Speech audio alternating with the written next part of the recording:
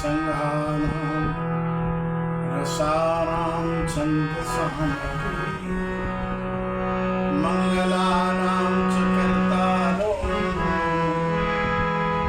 वन्दे वाणी विनायको भवानी शङ्करं वन्दे श्रद्धा विश्वासरूपिणं याभ्यां विना न पश्यन्ति सिद्धा स्वान्तस्तमीश्वरम् नानापुराणनिगमागं सम्मतं यत् रामायणे निगदितं क्वचिदन्यतोऽपि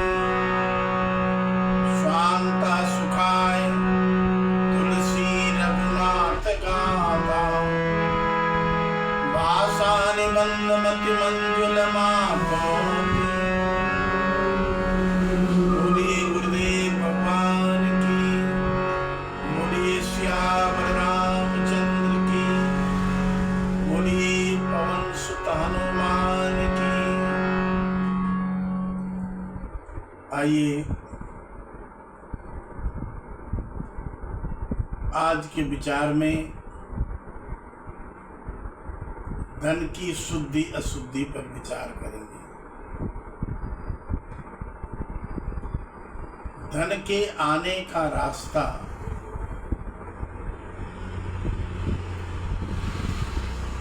न्यायपूर्वक है या अन्यायपूर्वक है? न्यायपूर्वक अन्यायपूर्वक का मतलब ये है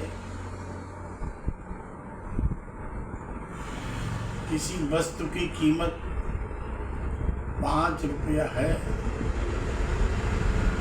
5.5 दुकानदारी में 5.5 दे लो। ये तो न्यायपूर्वक है, कुछ आपका भी परिश्रम। अन्यायपूर्वक ये है कि 5 रुपए की कोई वस्तु है, तुम उसके 10 रुपया दे रहे हैं, ये अन्याय है। तो ये जो अन्यायपूर्वक धन तुम्हारे पास आता है उसका आप उपयोग करते हो, तो अन्यायपूर्वक आने के कारण वो तुम्हारी बुद्धि में भी दोष पैदा करता है। जो उसका उपयोग करता है उसकी बुद्धि में दोष पैदा करता है।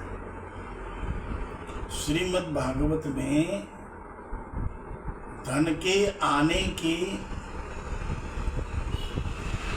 साथ साथ उसके 16 प्रकार के दोषों का भी वर्णन किया गया।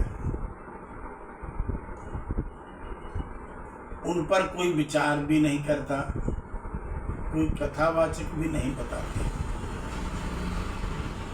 अपने वक्तव्य में, अपनी कथा में धन के जो 16 प्रकार के दोष हैं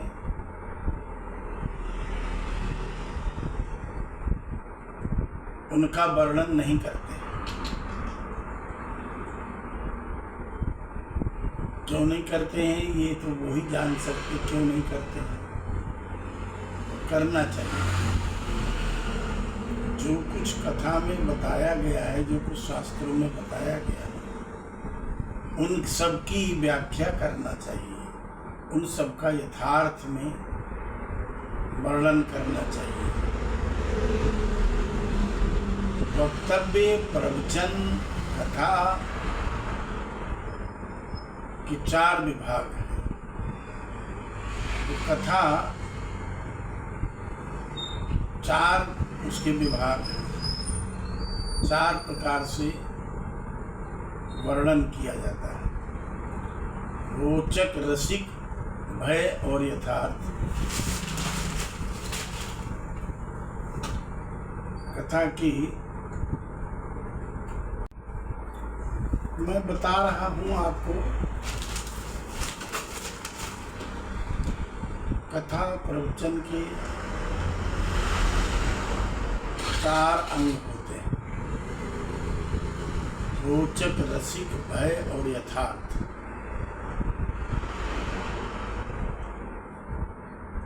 कथा रोचक भी हो, कथा रसमय भी हो,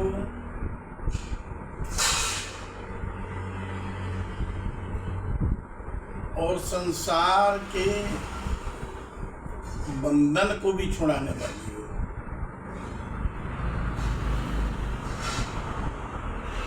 संसार का भय देकर के कि संसार नरक रूप है, यहाँ आवागमन होता है, सुख दुख उठाना पड़ता है, इसका भी बोध कथाकार करावे। और उसके बाद चौथा नंबर आता है यथार्थ का। यथार्थ का भी बोध करावे कि ईश्वर के अलावा यहाँ कुछ भी सत्य नहीं है। यथार्थ जो है वो केवल परमात्मा है, उसके अतिरिक्त यहाँ जो कुछ है वो सब केवल मन को लुभाने वाले साधन हैं, व्यक्ति हैं, वस्तुएं हैं, और वे सब एक न एक दिन नाशवान भी होते हैं। तो ऐसा बोध भी करावे कथाकार। रोचक, रसिक, भय और यथार्थ। केवल रोचक रसिक में ही श्रोताओं को मगन न रखे, यथार्थ का भी बोध करावे। ऐसा कथाकार का भी कर्तव्य होता है। तो मैं बता रहा था धन की शुद्धि के, जो अन्याय पूर्वक धन आता है उससे, उसका उपभोग करने से ही हमारी बुद्धि दूषित होती है। बुद्धि दूषित होने का मतलब है बुद्धि परमात्मा की तरफ नहीं लगती है। वह दूषित बुद्धि जो है संसार में ही बार बार लगने का प्रयास करती है, ईश्वर की तरफ दूषित बुद्धि लगने का प्रयास नहीं करती है। उस तरफ उसका कोई उत्साह नहीं होता। तो इसलिए हमारे पास जीविकोपार्जन के लिए, जीविका चलाने के लिए धन तो आवे, लेकिन ऐसा भी ना सोचे अपने मन में कि मेरे पास न्यायपूर्वक भी आवे, अन्यायपूर्वक भी आवे, कैसा भी आ जाए सब हम हजम कर लेंगे। सब हजम नहीं होता। सब हजम अगर होता हो तो ये अस्पतालों में इतने मरीज जो दुख उठाते हैं, इतने मरीज जो दुखी होते हैं, उनको रोग आते हैं, तो ये क्यों आते हैं?